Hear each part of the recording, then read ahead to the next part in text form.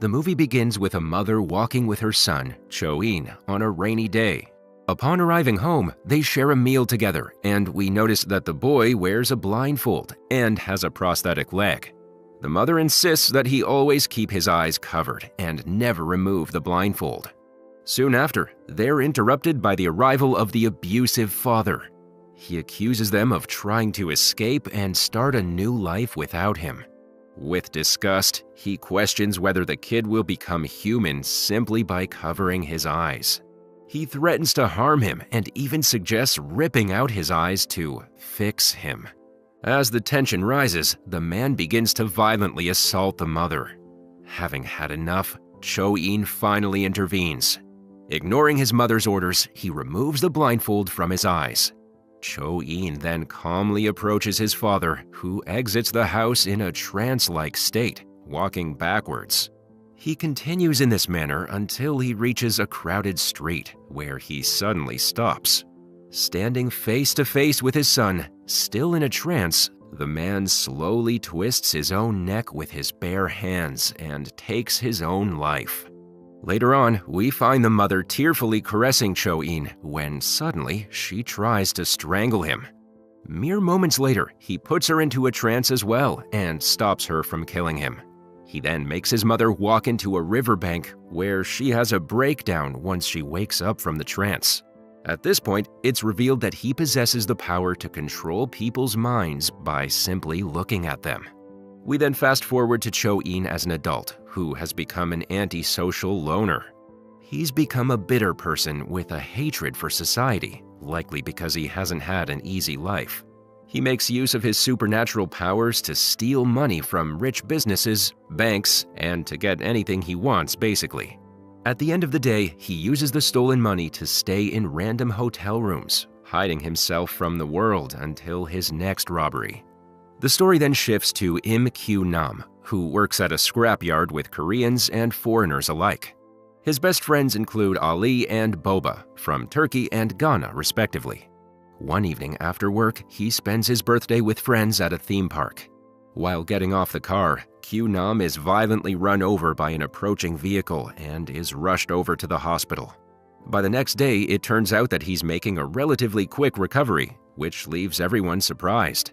Unfortunately, his friends deliver the news that he has been fired from his job. Following this, Kyu-nam scours the newspaper for job listings every day. By chance, he comes across a job opening at a pawn shop named Utopia. Upon visiting, he finds the place dark and shady, but the boss warmly welcomes him. It's revealed that this pawn shop is owned by Jung-sik and his daughter Young-suk. He gives him a rundown on how they operate before mentioning that money has been disappearing on its own lately from the shop. Although there's a surveillance camera installed, no one has been caught on tape. The following day, Kyu-nam arrives at his new workplace. There, he meets Young-suk, who shares that she's preparing to become a stewardess. The two engage in a friendly conversation and become fast friends. Later that day, Kyu-nam's friends Boba and Ali pay him a visit at the shop. They all hang out together, including the boss and Young-suk. However, their gathering is suddenly interrupted by Cho-in, who has likely arrived to rob them. He makes everyone stop dead in their tracks as he steps inside the shop. At this moment, we see the first real demonstration of his power and learn that he can control multiple people simultaneously. With just his eyes, he makes people lose control over their thoughts and actions and even erase their memories of him. Moments later, the boss, still in a daze, walks over to the safe to bring out the money. In the meantime, Kyu-nam starts to feel uneasy, as if he cannot move any part of his body. However, he slowly breaks free from the mind control, only to see everyone around him hypnotized. It turns out that he is immune to such mind-controlling abilities, and it has no power over him at all. Although initially in disbelief, Cho-in quickly takes control of the situation. He manipulates Ali and Boba to attack Kyu-nam, and even makes Young-suk stab him in the back. Our hero bravely tries to fight back, but he is eventually tasered and electrocuted several times. In the aftermath of this incident, he and his boss are rushed to the hospital. The latter tragically passes away, but Kyu-nam recovers almost immediately, leaving everyone baffled. On the other hand, Cho-in is seen experimenting with his powers, trying to understand how a normal human resisted them. He cannot believe that someone got out of his powerful trance. Afterward, Q-Nam, along with Ali and Boba, try to retrieve the surveillance footage for evidence. But Cho-in arrives at the shop as well for the same footage. He has brought along a large group of people under his control to capture them. Sensing the danger, Ali and Boba immediately run away from there, while Q-Nam hides with the surveillance tape. But Cho-in refuses to give up and continues to attack him using the hypnotized people. Soon after, their confrontation takes them to the streets, where Cho-in finds himself alone with no one in sight to manipulate. He desperately looks for people, but to no avail. Witnessing this, Q-Nam realizes that Cho-in needs to see people in order to control them. Taking advantage of the opportunity, he pursues him in a van until they reach a dead end.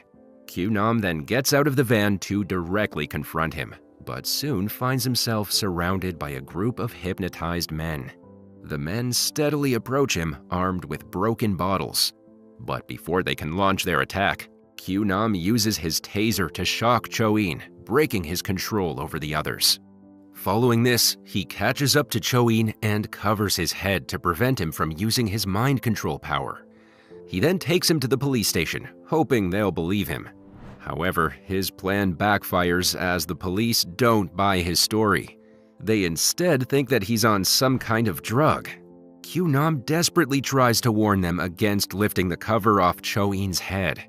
But the cops ignore him and take it off, allowing Cho-in to regain his powers.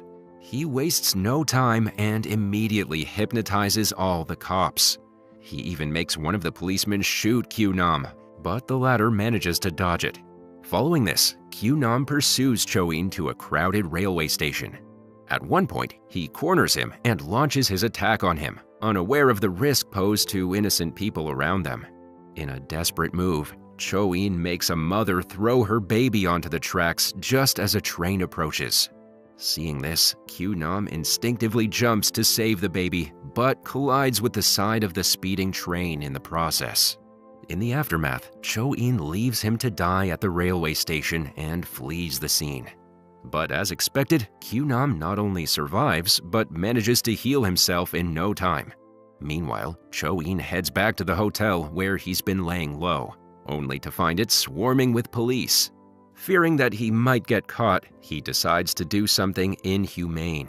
He hypnotizes the cops present there and makes them shoot each other. This eliminates them all in a brutal fashion. Elsewhere, Q-Nam realizes that Cho-in is a dangerous individual who can resort to killing thousands of people to get what he wants. So he decides to finish him off once and for all. Q-Nam then reaches out to his buddies, Ali and Boba, and briefs them about the situation. They immediately agree to help him as they know the city is in danger. Following some planning, Ali modifies an old van and devises a makeshift flare gun to blind Cho-in. In the meantime, Cho-in attracts the attention of the authorities, leading to an investigation. But when they reach his mother's house, he swiftly eliminates them. Cho-in then confronts his mother and even considers killing her. However, he refrains from doing so and instead leaves her with a large sum of money that he had stolen from the bank earlier. Meanwhile, the three drive around in their modified van, determined to find Cho-in and bring an end to the chaos. As they drive, Q-Nam unexpectedly falls asleep and wakes up to find Boba attacking Ali under Cho-in's control. They stop by a nearby apartment complex, suspecting that he might be using his powers from a location where he can see them. True to their suspicions, our hero catches a glimpse of Cho-in and starts to chase him, leaving Ali and Boba waiting in the van. Inside the apartment, Q-Nam discovers all the residents in a trance-like state. Cho-in uses his powers to communicate with them through the voices of these people. He goes on to blame Q-Nam for the deaths that have occurred, asserting that none of this would have happened if he had just left him alone. Q-Nam can do nothing to save the people, and he just helplessly watches them die.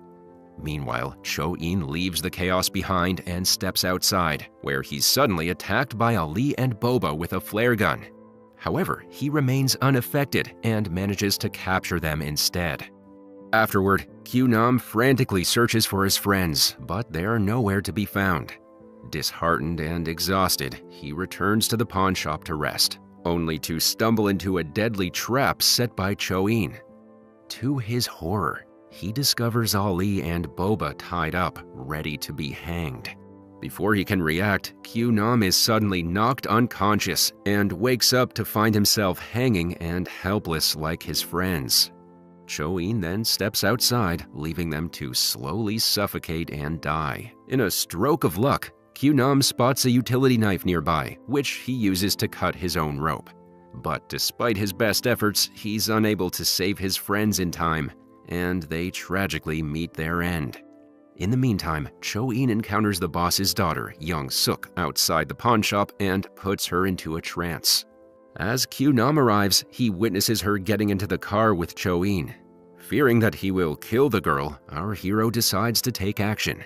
He follows them in his van, with an intense chase ensuing. In the end, Cho-in comes to a halt when he crashes his car into a truck. Despite sustaining injuries, he still manages to manipulate nearby drivers to block Q-Nam's path. This leads to a massive traffic accident, which slowly moves to Q-Nam. Just as he starts to lose hope, the spirits of Ali and Boba miraculously come to his rescue. They urge him to activate a speed booster installed in the van, which ultimately saves his life. Later on, Cho-in flees to the top of a building, holding Young Suk hostage. Q-Nam catches up to them, but finds him alone. Filled with rage, he begins to attack Cho-in, only to notice Young Suk standing on the edge of another building. This leaves him in a serious dilemma. He must choose between stopping Cho-in or saving Young Suk. In the midst of the confrontation, Cho-in shoots Q-Nam and proceeds to mercilessly beat him. Just when it seems he's going to finish him off, Q-Nam bravely points out that nobody truly knows Cho-in's real identity, as he frequently uses fake aliases. This is probably because he has no family members and no one loves him. Hearing this, Cho-in becomes distracted for a second, allowing our hero to launch a counterattack. In a daring move, Q-Nam throws both himself and his enemy off the building, plunging onto the street below. He survives the fall as usual, but Cho-in succumbs to it. This finally puts an end to the madness.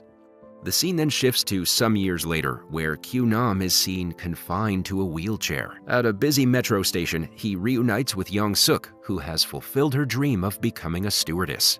As they catch up, there's a rare moment of calm. However, it doesn't last long as people discover a child has fallen onto the train tracks. They start running around, desperately trying to find a solution. But they fail to come up with a plan, and the train soon arrives. It seemingly runs over the little girl, horrifying everyone. Surprisingly, when the train passes, we see Q-Nam on the opposite side of the tracks, cradling the rescued child safely in his arms.